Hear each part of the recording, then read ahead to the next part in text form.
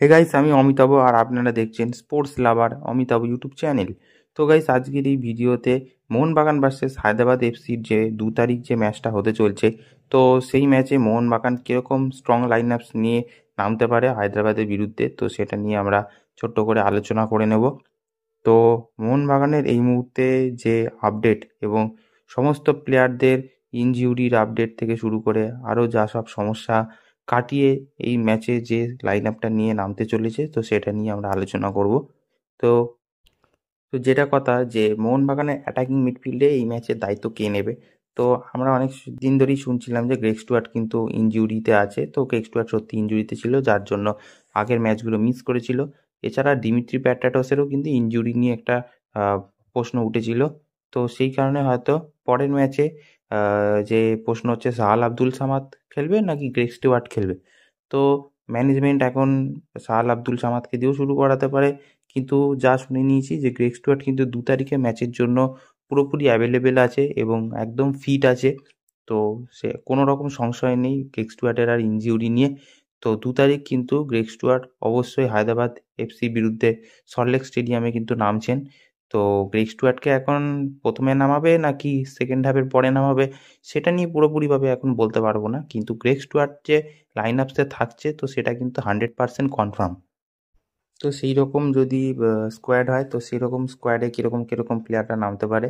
তো গোলকিপারে বিশাল কাইত থেকে শুরু করে ডিফেন্সে 4জনকে খেলালে সেখানে লাইন আউট দাঁড়াচ্ছে টমাল রেড, দিব্যেন্দু বিশ্বাস, আশিস রায় আর অ্যালবার্টো রদ্রিগেজ। কিন্তু এখন প্রথম প্রশ্ন হচ্ছে যে শুভাশিস বোস আদৌ খেলবে কি না। তো শুভাশিস বোসকে না রেখেই আমি লাইন আপসটা বানিয়েছি, কারণ শুভাশিস বোসের যে মুখে যে ইনজুরিটা এসেছিল, যদিও তিনি সেই ম্যাচ নিয়েও তিনি আগের ম্যাচটায় উপস্থিত ছিলেন, কিন্তু বলা যাচ্ছে না যে তিনি হায়দ্রাবাদের ম্যাচে আদৌ শিওর খেলবেন কি না। তো আমার মনে হচ্ছে যতটুকু সোর্স পাচ্ছি যে শুভাশিস বোস কিন্তু তার এই সমস্যার কারণে হয়তো তিনি পরের ম্যাচে মিস থাকতেও পারেন। তো সেই জন্যই আমি শুভাশিস বোসকে আমি বাদ রেখেই এই স্কোয়াডটা তৈরি করছি। আর নয়তো তো শুভাশিস বোস তো আছেই, লেফট ব্যাকে জায়গা থাকবেই, কিন্তু কিছু কিছু কারণের জন্য হয়তো শুভাশিস বোস হয়তো পরের ম্যাচে আমরা নাও দেখতে পারি। আর মিডফিল্ডে তো আছে ভুইয়া, অনিরুদ্ধ থাপা আর দীপক টাংরি। তো আমি 3টে মিডফিল্ড রেখেছি। আর অ্যাটাকিং মিডফিল্ডে আমি গ্রেগ স্টুয়ার্টকে রেখেছি। তো আশা করি গ্রেগ স্টুয়ার্টকেই হয়তো ফার্স্ট হাফে নামাবে। এরপর যদি মলিনা তাকে আর একটু বসিয়ে রেখে খেলাতে চায় তাহলে অবশ্যই তাকে সেকেন্ড হাফে কিন্তু খেলাবেই। তো গ্রেগ স্টুয়ার্টকেও কিন্তু সেকেন্ড হাফে নামানো যেতে পারে। আর ওদিকে স্ট্রাইকারে রেখেছি জেসন কামিংস আর ম্যাকলারেনকে। তো এইরকমই একটা স্ট্রং লাইন আপস নিয়ে কিন্তু হায়দ্রাবাদ এফসির বিরুদ্ধে সল্টলেক স্টেডিয়ামে 2 তারিখে নামতে পারে। এরপর যে নেক্সট আপডেটটা দেবো সেটা হলো ট্রান্সফার মার্কেটের ব্যাপারে। তো অ্যালেক্স হাজিকে নিয়ে একটু আলোচনা করে নেব। তো এই জানুয়ারি ট্রান্সফার উইন্ডোতে কিন্তু মোহনবাগান একটা ভারতীয় ডিফেন্ডার নিতে চাইছে, তো তার নাম কিন্তু অ্যালেক্স হাজি, হায়দ্রাবাদ এফসি থেকে।